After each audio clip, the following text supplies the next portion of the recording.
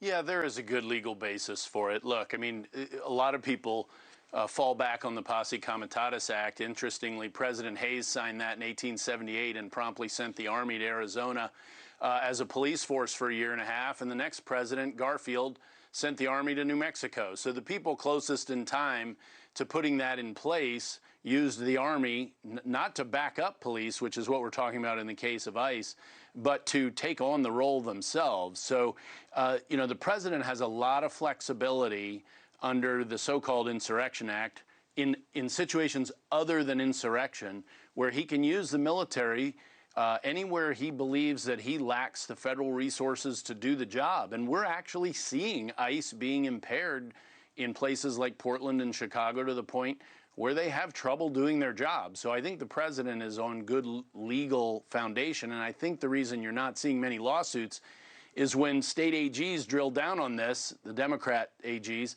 they're finding exactly what I just told you, Chris.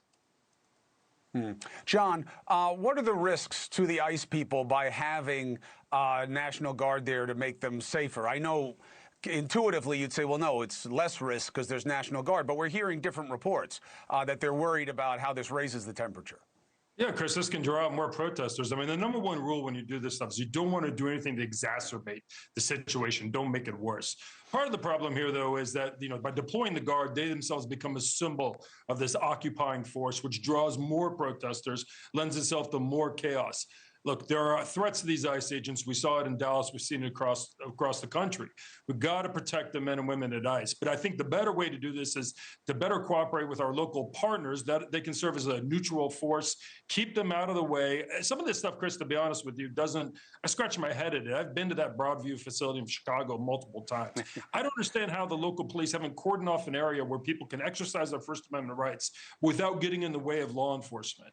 But put that aside for a moment. I do worry that by deploying the Guard, you only exacerbate the situation, bring more tension, and bring more protesters.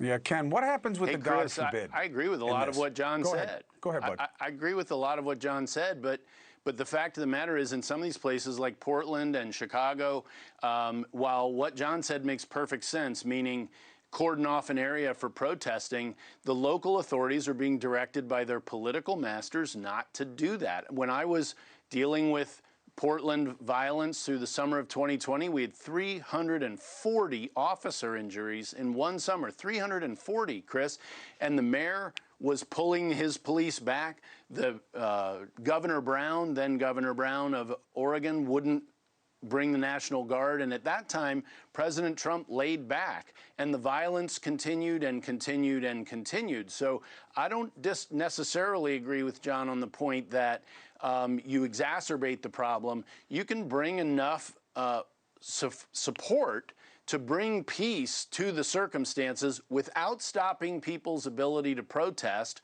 peacefully, of course, and have their say.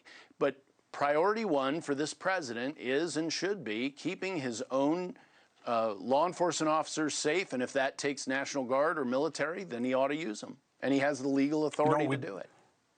Well, he might have the legal authority to do it. I don't agree with your analysis completely. I also haven't done as much research as you have, but there's a reason that they usually wait for the governors to ask before committing these resources. And sure. I do think there's another factor of this. The ICE men and women cooperation is a better way to operate. 100%, but they're paying the price for some dubious policy choices. Due process. They are pushing the envelope on purpose, as you know, Ken. And look, I get testing legal boundaries. That's what they're there for, is to be tested in terms of where a particular administration finds its efficacy point. And then when it goes too far, you get sued and you figure it out. But these men and women are paying that price. John and I have talked about it a couple of times here. And that's why people are pissed. And so, it's not like, oh, these cities are just all filled with bad people. Let's send in the National Guard and get rid of them. Let's see what happens next. I think there should be litigation on the issue, but I welcome both of you guys here to talk about it. And I do feel for the people who are being roped up and communities getting destroyed. I feel for the ICE men and women who have to wear masks because they're worried about their families. We got to be able to do better than this. Thank you for watching. Subscribe below and download our NewsNation app right now on your phone, and you will get fact-based, unbiased news for all Americans.